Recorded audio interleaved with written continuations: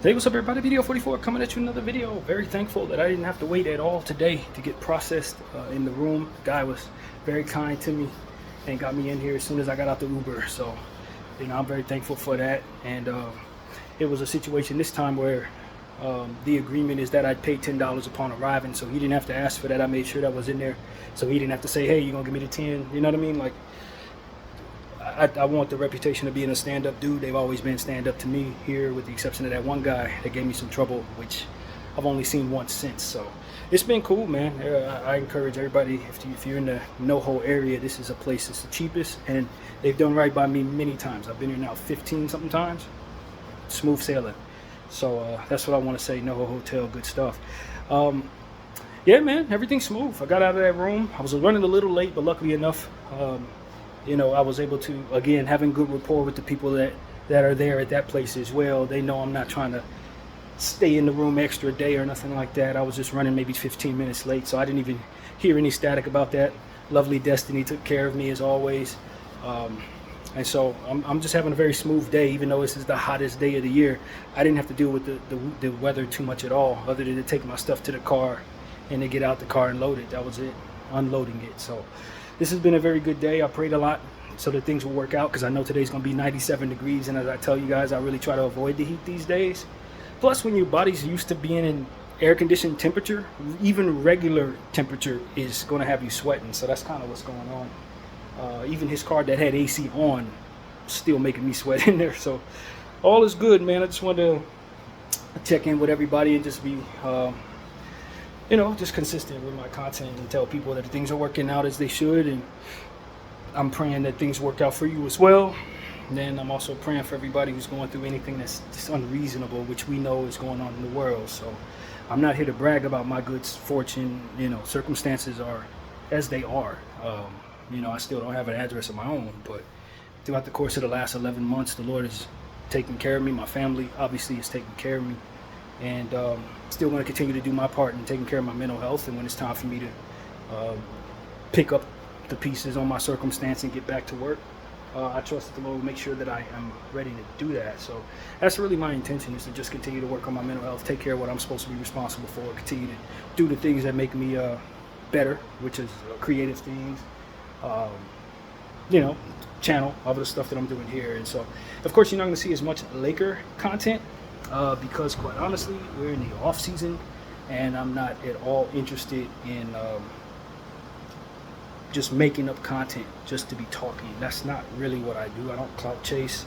I'm not gonna, do some of the things that I see will likely work for others. You know what I mean? I'm not here to crap on anybody's hustle, but I just don't have it in me to create content for the Lakers that isn't involving us either playing or something organic that comes to mind, like my Legends video I did a few days ago. So I ask that everybody bear with me. I will try to give y'all Laker content, but throughout the course of August, it's hard to really do that, and I'm not going to force myself.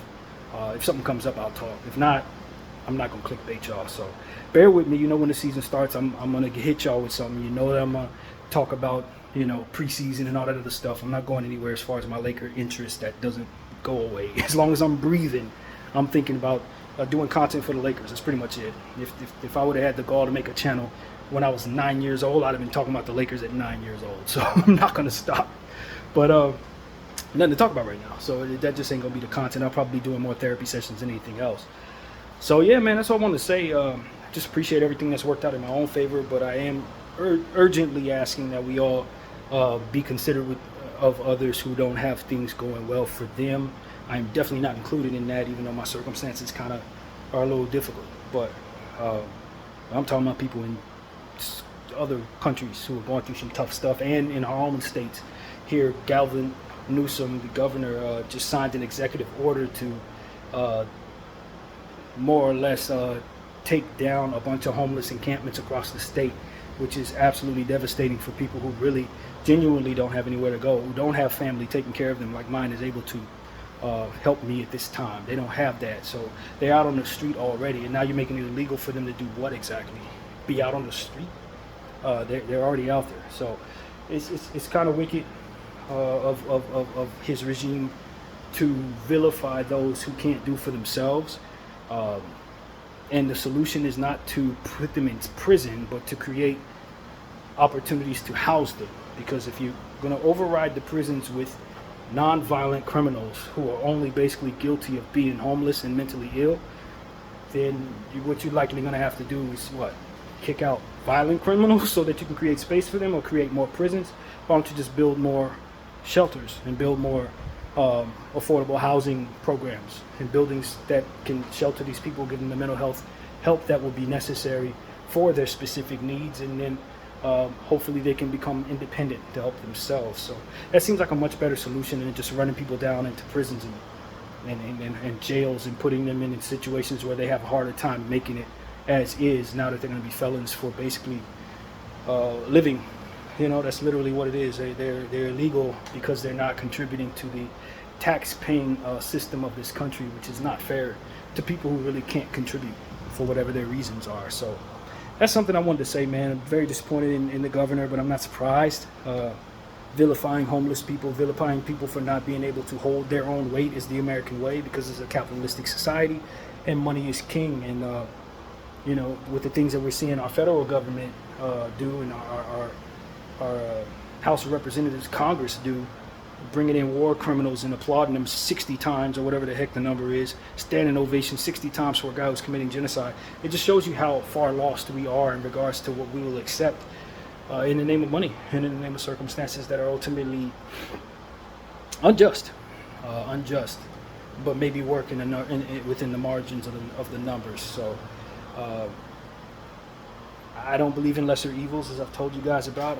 Politically, I don't believe in lesser evils. What I believe is what my eyes have seen, which is a humanitarian absolute catastrophe taking place for anyone with an IG account to see. Anyone with a Telegram account is capable of seeing exactly how bad it's been over the last 11 months or so. And whatever would make it so that people would support that needs to be revealed to the rest of us. If it's fear of Israel nuking us or fear of anything at all, we need to have that be common knowledge amongst the people, so that we're not sitting here asking for our entire Congress to be thrown in prison for the rest of their lives, because that's really where I'm at with it, to be completely honest with you. I don't think anyone outside of Rashida Tlaib should probably even be free amongst those people, based on how they supported and turned a blind eye to genocide and support Netanyahu and all these other things that we are very aware of and be paying close attention to over the last 24 hours. Netanyahu is only one man. He may be in charge of certain things, but I think it's a greater regime that is around him that ultimately he is adhering to be honest with you. And like I said yesterday, I think he will be a fall guy for this genocide, when we know it's probably about 2 or 3 million people that are working together to make that possible and to make that happen. And they all need to be facing some sort of prison time, in my humble opinion. So I'm going to keep saying that.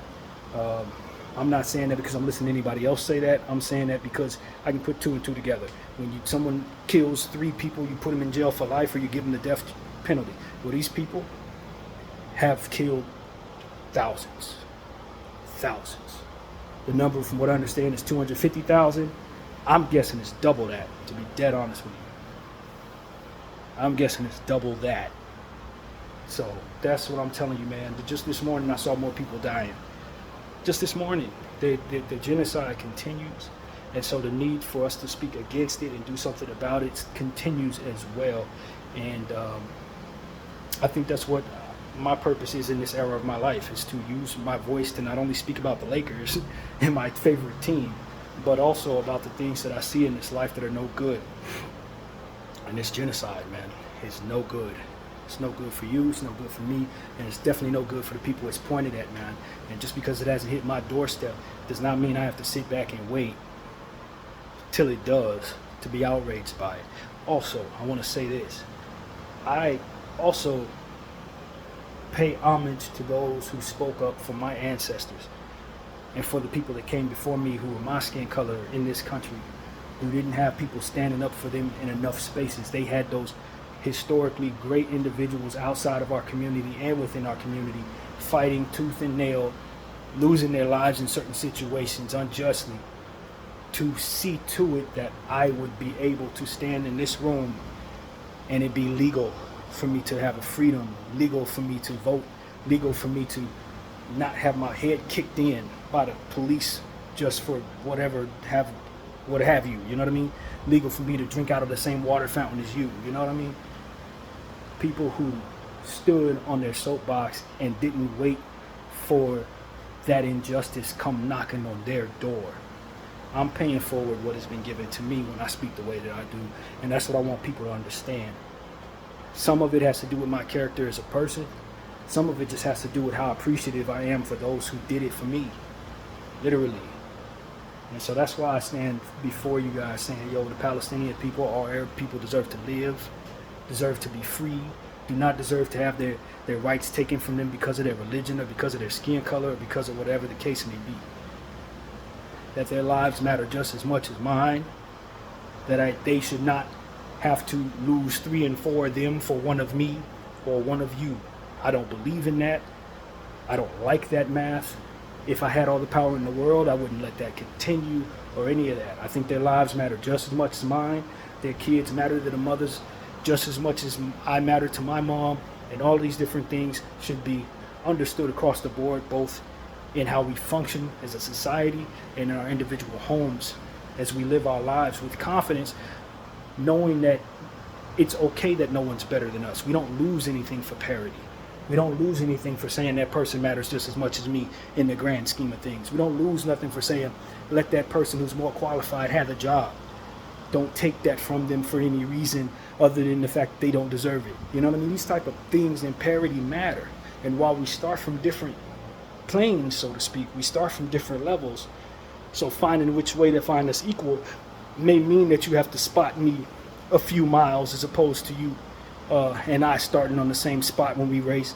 At the end of the day, that level of equality and parity is something that's going to make it so that our lives and our children's lives and grandchildren's lives age better as they continue to move about and we continue to live our lives trying to get whatever we need. We will age better. We will look better in the future as they look back on us for finding that balance and keeping it sacred. And so those who want to keep that in balance for whatever creed, race, religion, mental spectrum you come from, you are hurting us all. When we look back on us, I don't want to be tied in with you. No different than a gentleman like John Brown didn't want to be tied in with the slave masters.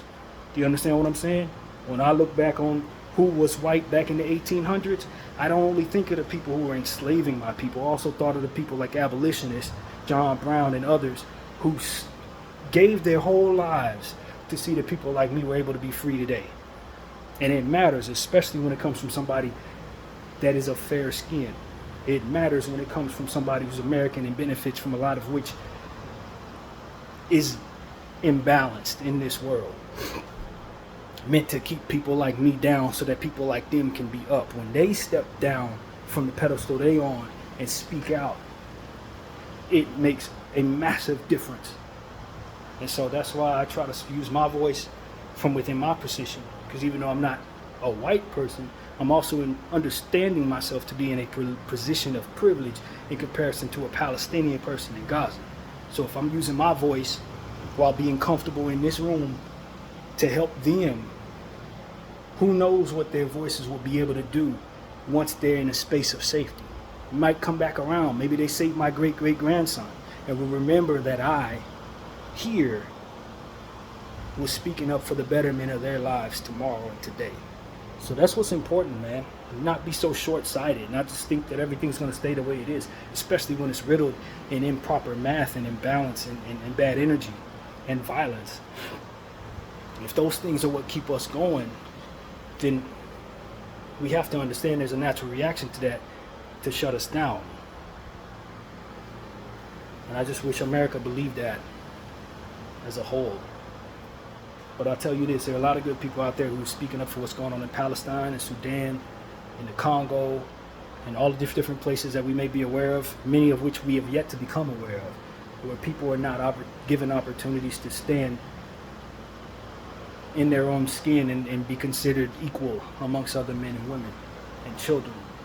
And that is something that we will fight for on this channel, regardless of the color, the creed, the relationship, or what have you with the world they have. Whether you believe deeply or don't believe at all, I still believe you have a responsibility to the upkeep of human rights and a right to your humanity yourself. I really believe that. So I personally am not celebrating the downfall of people who are doing this necessarily as it pertains to their children losing their lives and the same thing happening to them that they're doing to others. I want to end to that behavior. I'm not asking that Zionist children lose their lives or nothing like that. I don't want to see any of that. I'm not interested in any of that.